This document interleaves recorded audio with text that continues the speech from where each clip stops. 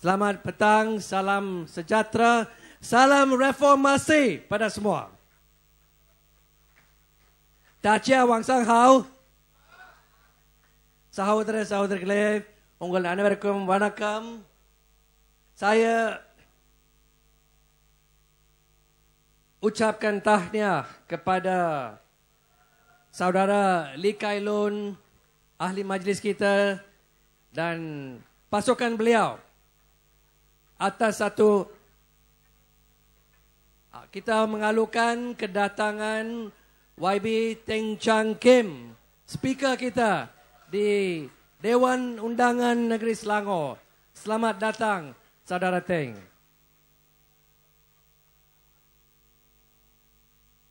Saya ucapkan tahniah kepada saudara Kailun dan rakan-rakan beliau atas satu program yang cukup berjaya, dan saya ucapkan terima kasih kepada semua atas sokongan yang telah diberikan. Thank you all for the support.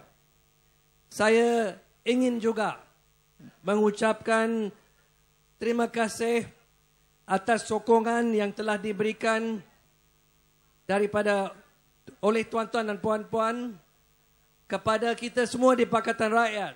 Sebab kita tahu, tanpa sokongan tuan-tuan dan puan-puan, saya, YB William Leong, YB Gan Pene, YB Teng, kita tidak akan ada di sini sebagai YB ahli parlimen atau ADUN. Saya ucapkan tahniah, terima kasih kepada semua.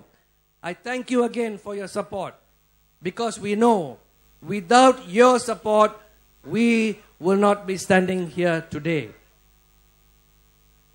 Kita sudah mula satu perubahan besar pada Mac 2008. Tuan-tuan dan puan-puan yang mulakan perubahan itu.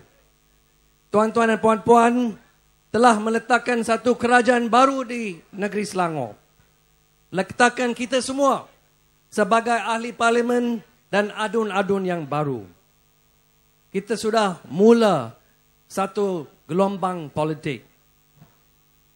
Tetapi tuan-tuan dan puan-puan, selepas 2 tahun setengah daripada bulan sejarah itu, Mac 2008, kita mesti sedar bahawa perubahan yang kita mahu dalam negara ini belum selesai. We have not finished the change that we must bring. Kita ada perubahan jauh lebih besar lagi untuk melakukan.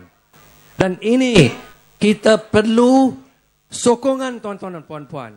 Kita perlu keyakinan daripada tuan-tuan dan puan-puan. We need your support and we need your confidence. Dan ini yang kita minta, bukan sekarang, bukan minggu depan sahaja. Kita minta pada saat yang terpenting yang akan datang pada PRU 13. We await PRU 13, the 13th general election, where we must bring about the biggest change that this country needs. Kita perlu satu perubahan besar untuk membawa satu kerajaan baru di Putrajaya, supaya negara kita ada satu masa depan yang cerah dan bukan macam sekarang. Tuan-tuan dan puan-puan, Kerajaan Barisan Nasional suka slogan. They like slogans. Mereka laungkan satu Malaysia, satu Malaysia. Mereka melaungkan rakyat didahulukan. Tetapi apa yang kita lihat sebenarnya? What do we see in actuality, in reality? They say one Malaysia. Then they divide us. Mereka cakap satu Malaysia, tetapi mempertingkatkan ketegangan di antara kaum. Mereka memecahkan kita. Mereka pisahkan Melayu daripada bukan Melayu. Mereka pisahkan yang Islam daripada bukan Islam. Mereka kata orang Kristian di Sarawak tak boleh pakai Bible dalam bahasa Malaysia. Apabila kita di sini, saya William Leong dan pene dalam bulan Ramadan apabila kita melawat surau dan masjid, apa UMNO kata? Tak boleh pergi. Adakah ini satu Malaysia? Inilah kita mau tanya. Inilah satu Malaysia yang tidak ikhlas, yang slogan saja, yang tidak ada keikhlasan, yang cakap kosong saja, satu slogan saja, satu slogan yang berhipokrit. Inilah slogan mereka. Inilah yang kita mesti faham. Kita perlu satu kerajaan baru yang betul-betul akan membawa perpaduan. Dan tuan-tuan dan puan-puan, kerajaan baru itu adalah kerajaan yang akan dibawa oleh Pakatan Rakyat satu hari nanti. This will be the government of Pakatan Rakyat, which can truly unite the people. Tuan-tuan dan puan-puan yang saya hormati sekalian, beberapa hari, 2 hari sebelum ini, pada hari Jumaat, kita mendengar satu bajet baru di Parlimen. Dan selepas mendengar bajet yang dibentang oleh Perdana Menteri, bagi saya jelas sekali lagi bahawa Barisan Nasional tidak boleh menyelesaikan masalah-masalah yang sekarang dihadapi oleh negara kita. It was clear from the budget speech that Barisan Nasional has no solutions to the problems of the rakyat.